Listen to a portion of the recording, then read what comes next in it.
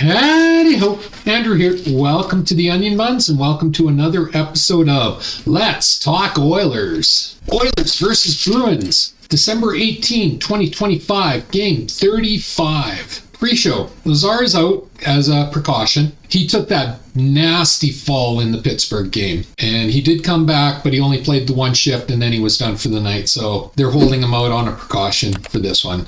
Max Jones draws in for him. Regula is out with a illness. Stillman is his replacement. Apparently, Stastny will be playing up with Nurse, so once again, Darnell's being set up to fail. We know offensive-minded defensemen don't typically pair well with Nurse. Nurse is a high-event player, defenseman. He likes to rush the puck. And for him to play his game, he needs to know that his partner is covering when he rushes. And when you got two offensive defensemen, and Stastny is an offensive defenseman, this is when they get caught both trying to play their games. Honestly, a better pairing would be Emberson or calling up Josh Brown. But we know Nobby does not like Josh Brown for whatever reason. He won't give him a chance. The Oilers courted Brown. They signed Brown 2 years ago. They brought him to the organization, and Knobloch absolutely poo-pooed him and has never given him a real shot at making the NHL team, which has got to be frustrating because he was an NHL defenseman before coming to the Oilers. And if he could get away from the Oilers, he would be an NHL defenseman again. So, I can only imagine the frustration that Josh Brown has. As for Stillman, I don't know what he brings. I have no clue what Stillman's game is, so we're just going to have to wait and see what he does. This is Frederick's first game as an Oiler returning to the Boston Gardens since he signed with the Oilers. So hopefully this is the boost that Fredericks need to, boost his game up to where we expected we were going to get from him.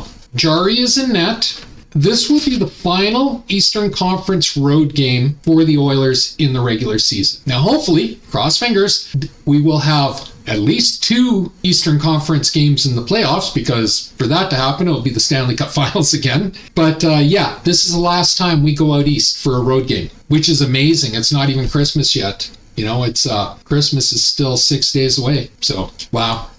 The Oilers' schedule in the second half, because of the Olympic break, is going to be a lot easier for the Oilers than it is for a lot of other teams that are going to have to do the condensed road travel in the second half when the games get harder. The sad part is we wasted so many points in the first 22 games. We're sitting pretty decent now, but we honestly should be up around 25 wins at least, 25, 26 wins. Now, it is what it is, but I'm just stating the obvious here. All right, period 1. 5 minutes into the first, shots on goal are 0-4 for the Bruins. The Oilers get their first shot on net at 14:46 mark. So this has been my frustration that I've spoken on before, is the Oilers allow other teams to set the pace rather than coming out hard and forcing other teams to play at their pace. And I really wish they'd stop doing this, but it is what it is. Bruins penalty at 6:52, tripping. Oilers goal at 6:22.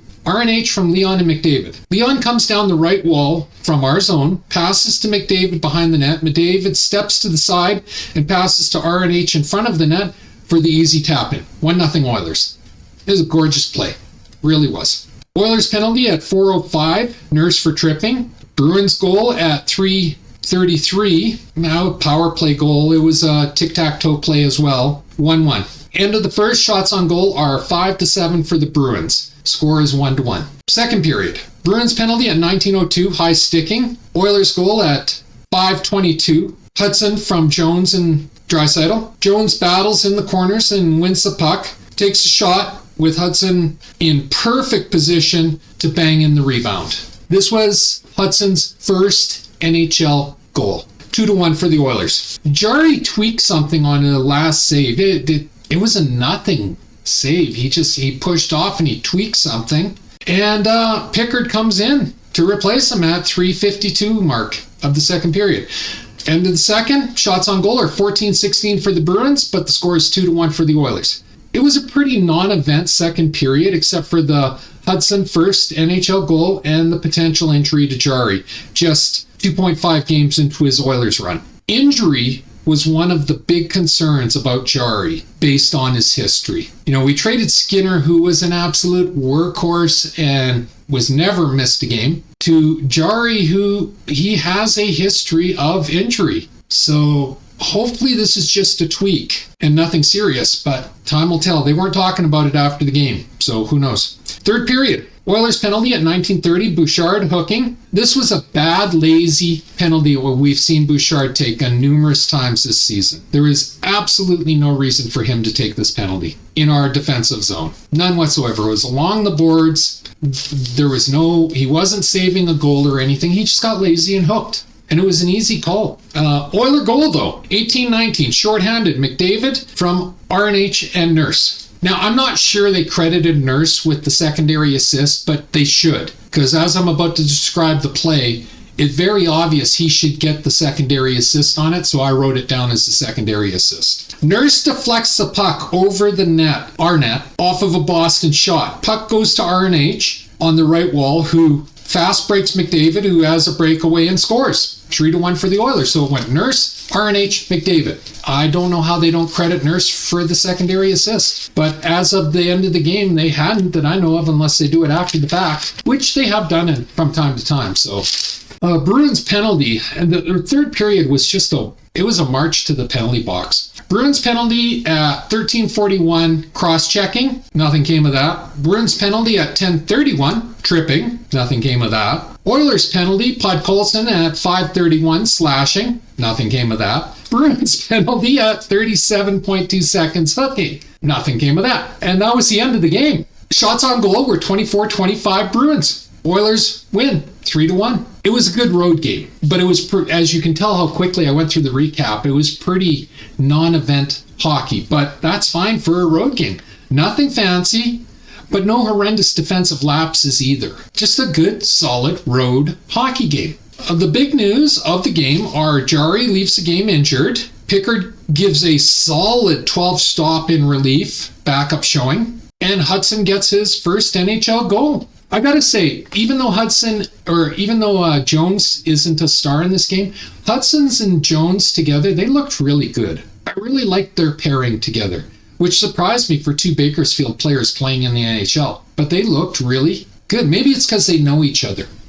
3 stars. McDavid, 1 goal, 1 assist. Hudson, first NHL goal. RNH, 1 goal, 1 assist. Slugs? No slugs, but it would be nice if the Oilers stopped allowing opponents to set the pace at the start of the games. As I said, overall, good road win. Really not much else to say about this game.